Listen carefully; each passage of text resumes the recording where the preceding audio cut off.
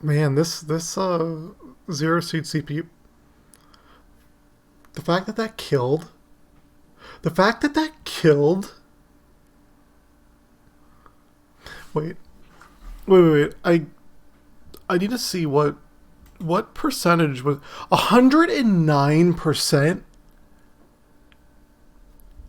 and it wasn't even like the hitbox of it was the outside of her down air. Like, look at how far that is. And it killed her at 109%.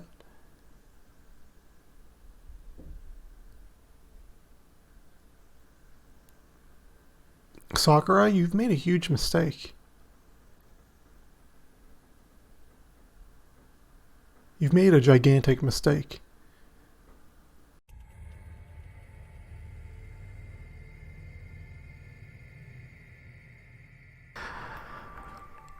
Alright, Sakurai. We need to talk. We need to talk. You weren't supposed to do this, Sakurai. You were supposed to bring peace and prosperity and love and hope. You weren't supposed to out me as a Xenoblade Chronicles 2 simp, Sakurai. This isn't what you were supposed to do. You were supposed to make it so that you follow the narrative of my channel, that everyone believes that I'm making secret conspiracy theories, that I hate Xenoblade Chronicles 2 for a reason, and you're supposed to make me just take a big dump on this, like everyone thinks I'm gonna do. You weren't supposed to make these characters look really broken and really fun. But you did it anyway. Hi. So, if you're new, hi. My name's Zach, and I have a pretty troubled past and history when it comes to Xenoblade Chronicles 2. The internet has crucified me now twice for my opinion on it, and that is despite the fact that Xenoblade Chronicles 1 is in fact my favorite video game of all time. It's pretty much unrivaled as what I would consider the best gaming experience I've ever had in my life for a number of reasons, but I always chalk it up to the way that its story and its characters are presented to me. Not necessarily the substance of it, but just the way in which that entire script and the story in and of itself is written. It's easily the most natural and fluid feeling video game story I've ever experienced. And I've had some contentious opinions on the sequel, and like anyone, I'm just a person with an opinion on the internet. That's why when Mythra and Pyra were announced for Smash Brothers, I think it was pretty standard to say most people would have expected my response to be filled with a myriad of salt, like unbelievable levels of salt. But after watching the reveal trailer, seeing how the characters functioned, and seeing the representation, and just seeing that Xenoblade was represented once again in Smash, and not to say that they don't deserve it, because Xenoblade 2 again was a pretty successful game for Monolith Soft, for Nintendo, and it's obvious to see that they want to kind of rake in more of that audience from Smash going into Xenoblade 2. So I was on board with it. I thought that their initial reveal trailer looked pretty cool, but wasn't really anything special. It seemed like they were drawing more from the cutscenes, and there really wasn't much of a blade and driver dynamic in the combat, and they kind of just looked like a standard sword fighter. But today's Mr. Sakurai Presents video may have completely changed my mind on Mythra and Pyra. So, my history with Smash Bros. Ultimate right now, I'm gonna be transparent with you guys. Ever since the game came out, I've had a bit of a character crisis. I main Shulk in Smash 4, and I did not find Shulk in Ultimate to be fun. I didn't really like him, which is weird because a lot of people say Shulk is a lot better in Ultimate, but I just didn't jive with the way he played, And ever since the game came out, and even with the DLCs, I have been increasingly looking for new characters to play. I've jumped from all the different DLC characters. I played a lot of Sephiroth when he came out. I played a lot of Hero when Hero came out. I played a lot of Joker when Joker came out. I've recently started playing Cloud again too, which is weird. And I played a lot of like K. Rool, for example, too, when the game first came out, because I was really excited for K. Rool. But none of the characters really stuck with me, you know. I had a lot of difficulty finding a character that I really wanted to devote time to and play a lot in Smash Ultimate. And Shulk just didn't really seem like a whole lot of fun for me. And when I look at Mythra and Pyra, they look like a lot of fun. They look like a lot of fun to me. They look like a lot of things I would want in a character. And there's some beautiful irony in that from a game that I don't like, in characters that I'm very indifferent toward. Anyway, let's talk about the actual substance of this Mr. Sakurai Presents video, because this is more than just me rambling about my opinion on these characters. So, in terms of the content and the way it's presented, I thought that they did a pretty great job of capturing the essence of Xenoblade 2. It's really interesting because in Xenoblade 2 you really don't see too much of the Titans that you're on. You kind of just see their bodies on a really large scale, but the way that you kind of see them in the Cloud Sea stage, you don't ever really get that imagery very often of, you know, all of these different Titans as landmarks kind of passing by you, which is definitely a neat and new perspective to have.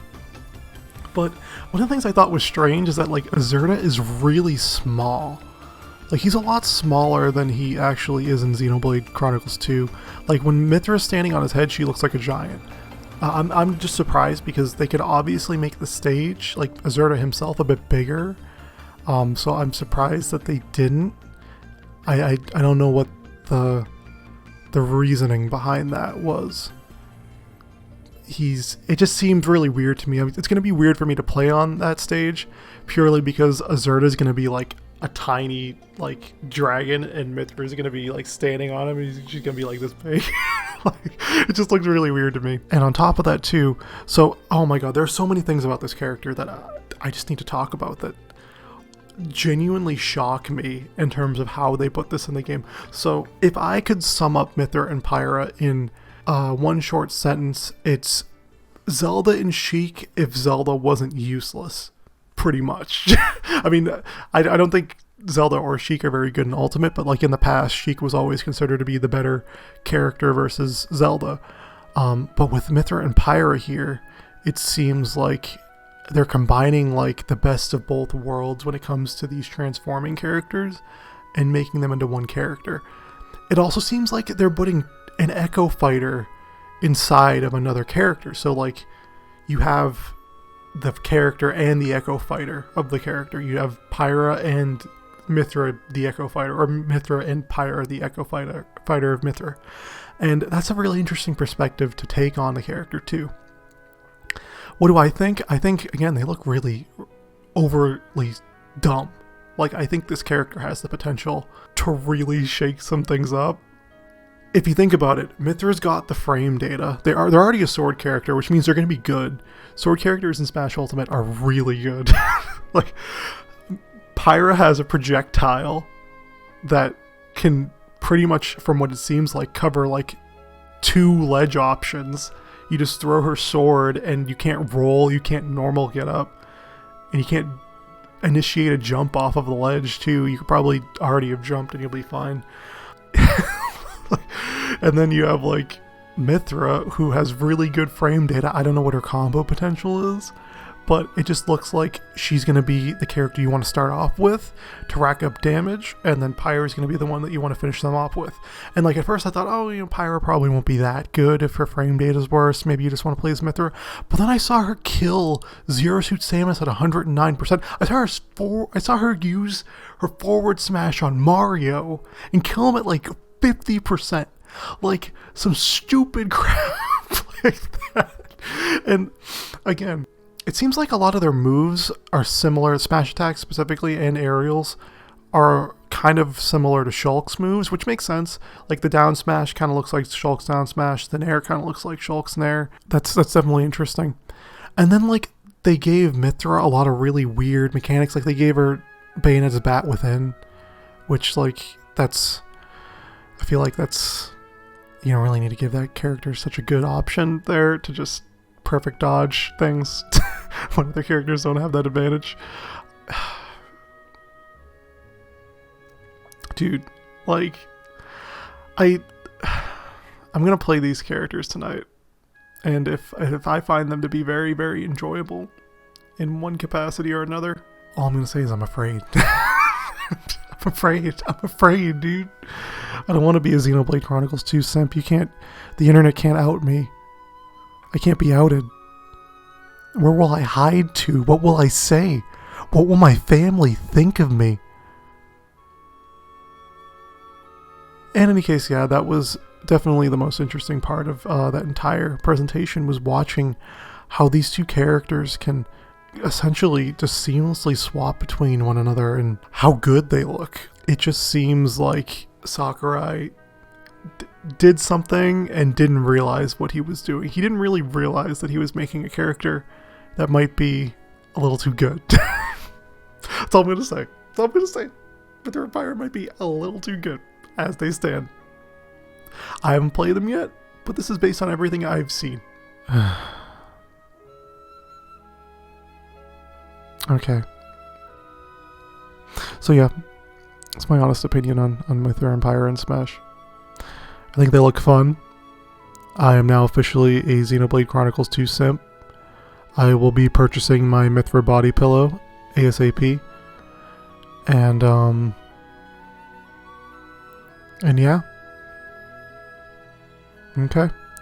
Expect a couple things in the near future. Some gameplay footage from Smash Ultimate, me playing as Mythra and Pyra.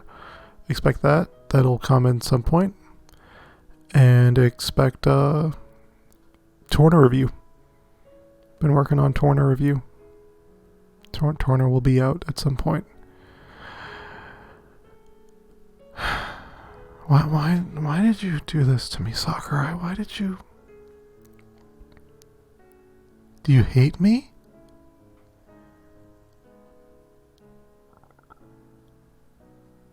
Okay, guys, you have a good one.